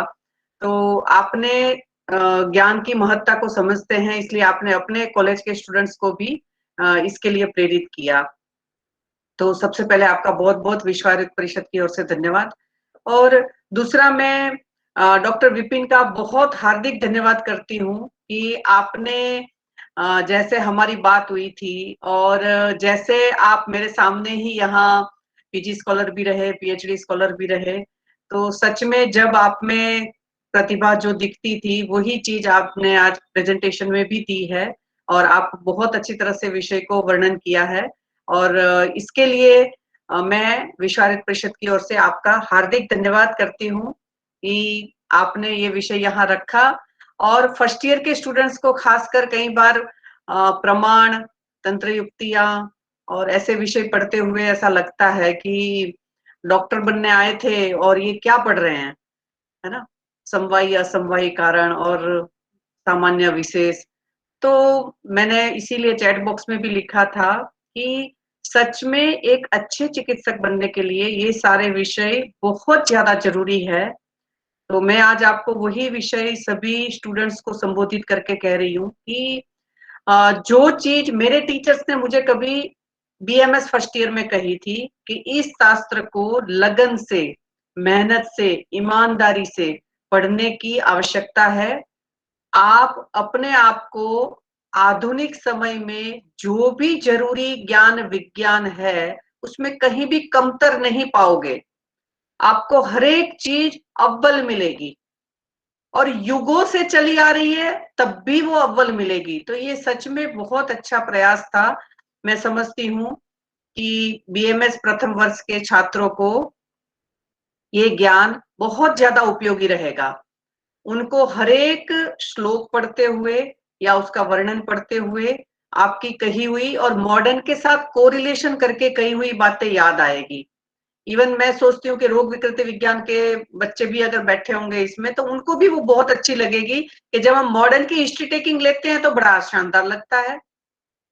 और आयुर्वेद में हमने वो श्लोक अच्छी तरह खंगाल के देखा ही नहीं है। तो मैं चाहूंगी कि बच्चे अपनी ज्ञान विज्ञान पे भी प्राउड कर सकेंगे और कह पाएंगे कि नहीं ये चीज तो हमने ही लिखी है। कोई भी विषय वस्तु को सिर्फ भाषा बदल देने से कुछ नहीं होता, है ना? भाषा बदलने से क्या होता है? कुछ नहीं होता, ट्रांसलेशन है ये। क्योंकि चरक ने तो बहुत साल पहले कर दी है, कह दी है ये सारी बातें। तो मैं चाहूंगी कि बहुत सारे विद्यार्थी जो जुड़े हैं, वो अपने अपने विषय को, चाहे वो अष्टांग हृदय है, चाहे अष्टांग संग्रह है या चरक है या रोग विकृति है या पदार्थ विज्ञान है, चाहे आयुर्वेद का इतिहास है, तो इन बातों को लगन से पढ़ेंगे, मेहनत से पढ़ेंगे और मैं आपको गारंटी देती हूँ कि आपको कहीं भी ऐसा नहीं लगेगा कि ये व्यर्थ हो गया और हम आज किस तरीके से खड़े होंगे, ऐसा नहीं लगेगा आपको।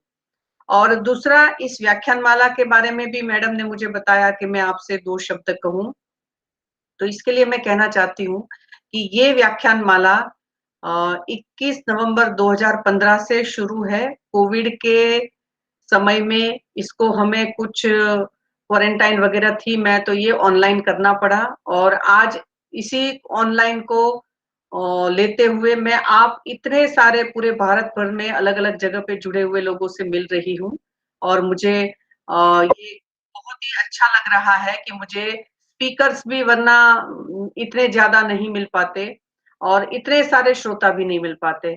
इसलिए मैं चाहती हूँ कि विश्व आयुर्वेद परिषद का जो हमारा उद्देश्य है कि हम लोगों की पहली चॉइस बने, आयुर्वेद को हम भारत की राष्ट्रीय चिकित्सा पद्धति बनवा सके। और इसके लिए आवश्यकता ये है कि हम पहले बहुत अच्छे चिकित्सक बने।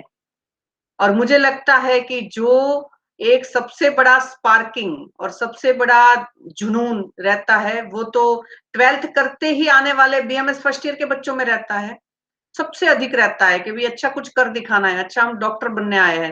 व्हाइट एप्रन पहनते हुए भी बहुत प्राउड लगता है और बीपी लेते हुए भी बहुत ही अच्छा लगता है कि अच्छा हम डॉक्टर बन रहे हैं, अच्छा इस तरीके से इसको करेंगे, है ना। तो मैं चाहूंगी कि आप सभी बहुत ज्यादा आप्तोपदेश को, जैसे डॉक्टर विपिन ने भी बताया, कि उसका बहुत ज्यादा महत्व समझते हुए कि उसी से हम हर एक चीज को खंगाल सकते हैं, समझ सकते हैं, ऑब्जर्वेशन में ला सकते हैं, एनालिटिक व्यू कर सकते हैं, समरी बना सकते हैं, सब कुछ उसी से है।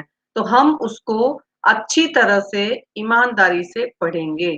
सबसे पहला हमारा ये उद्देश्य रहेगा कि हमने शास्त्र का बहुत अच्छी तरह से अवगाहन करना है, उसको समझना है। और इसके लिए प्रमाण की ये स्लाइड आपको जिंदगी भर सभी विषयों को, यानी आयुर्वेद के सभी विषयों को इंटरेस्ट से पढ़ने के लिए प्रेरित करेगी, ऐसा मैं समझती हूँ। तो विश्व आयुर्वेद परिषद की इस अनवरत व्याख्यान माला में हम प्रत्येक शुक्रवार को 4:15 बजे मिलते हैं और बिना कोई गैप मिलते हैं, और 5 साल से ये लगातार चल रहा है।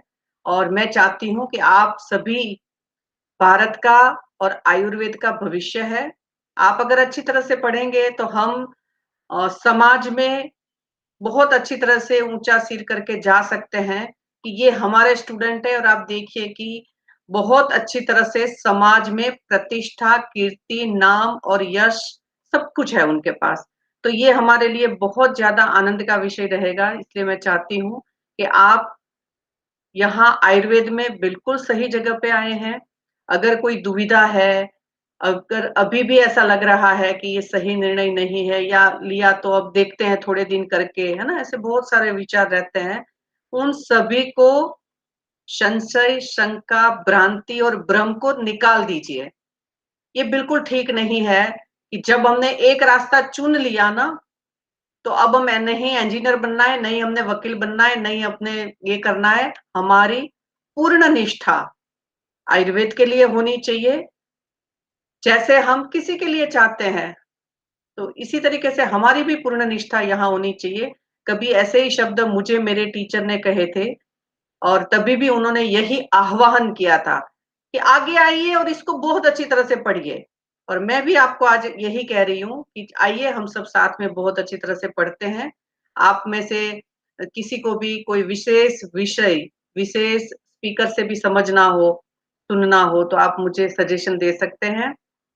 मैं उसी तरीके से उसी स्पीकर को यहाँ निवेदन करके बुलाने की पूरी कोशिश करूंगी और हम सब मिलके यहाँ फिर से एक बार शास्त्र का अवगाहन करेंगे, समझेंगे, पठन पाठन करेंगे। और मुझे लगता है कि ये आयुर्वेद को ऊपर उठाने के लिए, आयुर्वेद को समझने के लिए, आयुर्वेद की चिकित्सा पद्धति लोगों में, जनमानस में फिर से सामान्य बनाने के लिए, है ना, एक बहुत अच्छा हमारा प्रयत्न रहेगा कि जिसके माध्यम से हम लोगों को बहुत अच्छी तरह से स्वास्थ्य लाभ करवा सके। तो पुनः पुनः डॉक्टर विपिन का भी फिर से मैं धन्यवाद करती हूँ। बेटे, आपने बहुत ही बढ़िया प्रेजेंटेशन किया और विश्व आयुर्वेद परिषद की ओर से आपका बहुत बहुत हार्दिक धन्यवाद। और ये सच में फर्स्ट ईयर बीएमएस के स्टूडेंट्स को पथ प्रदर्शक बनेगा। उनको आयुर्वेद में इंटरेस्ट आएगा और उसको कहीं नहीं लगेगा कि हमारी पद्धति किसी भी मायने में कहीं भी पीछे है। तो इस तरीके से आपने आप्तोपदेश का बताया, है ना, तो मैं कई बार अपने स्टूडेंट्स को बताती हूँ कि जैसे जयपुर में, मैं जयपुर से हूँ तो जयपुर का ही उदाहरण देती हूँ कि जयपुर में इंटरव्यू चल रहा था। तो इंटरव्यू लेते समय व्यक्ति ने पूछा कि जयपुर से मुंबई दूर है कि चांद दूर है? कहते जयपुर से तो मुंबई दूर है। कहते क्यों? कहते चांद तो यहाँ से दिखता है, जयपुर से मुंबई थोड़ी दिखता है। तो आप देखिए प्रत्यक्ष की ये लिमिटेशंस है कि प्रत्यक्ष है चांद मगर वो नजदीक नहीं है ना। तो इस तरीके से आपने बहुत अच्छी तरीके से ये बात बताई कि आप्तोपदेश the best way to gain the knowledge, है ना। ये बहुत ही बढ़िया रहेगा कि हम पहले अपने मूल बात को अच्छी तरह से समझे, उसके बाद हम आगे हर एक दिशा में गमन कर सकते हैं और पेशेंट को स्वास्थ्य लाभ करवा सकते हैं। तो इसलिए मैं चाहूंगी कि आप इसी तरीके से बहुत ज्यादा आगे आगे भी हमें लेक्चर्स बताते रहे, डिलीवर करते रहे, और इसको पेशेंट्स के साथ भी साथ में कोरिलेट करके आपने बताया, तो ये बहुत ही अच्छा प्रयास था, जिससे बच्चों को बहुत ज्यादा मेहनत से पढ़ने के लिए प्रेरणा मिलेगी। तो विश्व आयुर्वेद परिषद की ओर से आज मैं डॉक्टर विपिन का हार्दिक धन्यवाद करती हूँ, और वैद्य विरल भाई शाह का भी बहुत ज्यादा हार्दिक धन्यवाद करती हूँ कि आप हमेशा आकर एक हमें द्रव्य के बारे में बताते हैं, उसके बहुत सामान्य सामान्य उपयोग, इवन नक्षत्र और ग्रहों के साथ भी उसकी तुलना करते हुए, उसका चाहे ग्रहण का समय, चाहे उसका संग्रहण का समय, संग्रहण की विधि और उपयोग की विधि भी बताते हैं। तो ये सच में बच्चों के लिए बहुत ज्यादा, स्टूडेंट्स के लिए उपयोगी साबित होगी, और हम आयुर्वेद की चिकित्सा को जन सामान्य तक अल्प धन से, यानी कम पैसों में भी उपलब्ध करवा पाएंगे। मैं चाहती हूँ कि आप सभी यहाँ उपस्थित हुए, और खासकर रिस्पेक्टेड गीता मैम का हार्दिक हार्दिक धन्यवाद कि आपने स्पेशली मुझे 1 मिनट बोलना है बाद में आपके बारे में। जी जी जी बस मैडम। मैंने सबसे ज्यादा तो हेतल मैडम और आदरणीय डॉक्टर बलदेव, डॉक्टर विकास, डॉक्टर विपिन का धन्यवाद कर रही हूँ। पर मेरा मेन था कि मेरे जो न्यू फ्रेशर बच्चे थे, उन्होंने ज्वाइन किया, पर अभी तक उन्हें हमने नहीं पढ़ाया, अभी तक हमने अभी पढ़ाना था। तो उनको तो आपने पूरा पदार्थ ज्ञान पेपर 2 करवा दिया आज उद्घाटन। तो उनको जब मैं पढ़ाऊंगी तो उनको बहुत ही फायदा होने वाला है। यानी ये जो दिखाई स्लाइड्स, उनमें जो डिजीज के एग्जाम्पल दिए वो किताबों में नहीं मिलेंगे इनको। यानी सर की कलेक्शन बहुत ही गहरी और गंभीर थी, और इनको भी प्रोत्साहन मिलेगा कि किस तरह से हम लोग क्लिनिकल इम्प्लीमेंट करते हैं प्रमाणों को। तो सर आपका बहुत बहुत धन्यवाद। परंतु मेरे जो न्यू फ्रेशर बच्चे थे उनके लिए आपका जो लेक्चर था शायद टफ रहा होगा, परंतु जब वो धीरे धीरे एक एक चीज पढ़ेंगे तब उनको समझ में आएगा कि सर ने पूरा गागर में सागर भर के कैसे दे दिया था उस दिन। पर 3 महीने बाद आपका ये लेक्चर मैं रिक्वेस्ट करूंगी कि मैडम ये रिपीट करवा देना। उस दिन बच्चों को फिर से समझ में आएगा कि जो पहले दिन पढ़ाया था उसमें और अब क्या अंतर आ गया। सर बहुत बहुत ज्यादा अच्छी कलेक्शन थी आपकी, और आपने यानी हम लोगों का भी फायदा कर दिया, विकास सर का और मेरा। हम लोग संहिता के लोग हैं, तो हमें लगा कई नई चीजें हमें मिल गई आपसे। तो मैं बहुत बहुत मैडम का और आपका आभार प्रकट करती हूँ, और मेरे बच्चों को तो फायदा होने वाला है। वो मैं जब क्लास में जाऊंगी तब उनको समझ में आएगा। although आज थोड़ा टफ लगा होगा क्योंकि फ्रेशर्स हैं वो, परंतु फिर भी अब कॉन्टिन्यूसली जब अटेंड करेंगे इनको पता चलेगा कि कितना ज्यादा नॉलेज थोड़े से समय में इतना ज्यादा दे दिया। तो उसके लिए सर बहुत बहुत आभार आपका। Thank you ma'am. बिल्कुल सही करे मैडम। और ये वाला जो लेक्चर है मैंने लिंक भी शेयर किया हुआ है, तो मैडम अपना जो ग्रुप बना है उनमें सारे बच्चे अगर व्हाट्सएप नंबर और वो दे देंगे तो कोई भी एक स्टूडेंट उसको उसमें सारों को कर देंगे। और ये जो परमानेंट रिकॉर्डिंग भी हमेशा उपलब्ध रहेगी। तो मैं सोचती हूँ कि 242 लेक्चर से हमारे पास एक डिजिटल लाइब्रेरी हो जाएगी, जिसमें हम बहुत सारे लेक्चर्स, है ना, और कभी भी कहीं भी, है ना, जैसे बहुत सारे इतने अच्छे लेक्चर्स होते हैं तो बहुत सारे लोगों का ये सुझाव रहता है कि नहीं नहीं एक बार और सुनना पड़ेगा तब जाके आत्मसात होगा, क्योंकि वक्ता के हृदय के नजदीक होती है विषय, तो वो फटाफट बहुत अच्छी तरह से आसानी से डिलीवर कर देते हैं। मगर श्रोता कई बार समझता भी है, सोचता भी है, तो वो तब तक सेंटेंस आगे निकल जाता है। तो मैं चाहूंगी कि आप लिंक का भी उपयोग फिर से करें। यूट्यूब के ऊपर अपना चैनल है जिसमें 242 से सारे लेक्चर्स, एक्स्ट्रा ऑर्डिनरी लेक्चर्स, और उसमें सच में मौलिक सिद्धांत के बिना तो मुझे लगता है आयुर्वेद कहीं खड़ा ही नहीं हो सकता, है ना, क्योंकि महेश व्यास जी का lecture extraordinary, Hitesh ji Vyas ji का lecture extraordinary, no doubt बहुत सारे, मगर मुझे लगता है कि मौलिक सिद्धांत है तो झंडे गाड़ के रखते हैं कि नहीं नहीं ये हमारा लेक्चर है। और सच में बहुत ही बढ़िया रहता है कि हम अच्छे क्लिनिशियन उससे बन सकते हैं। तो इसलिए मैं आशा करती हूँ कि सारे स्टूडेंट्स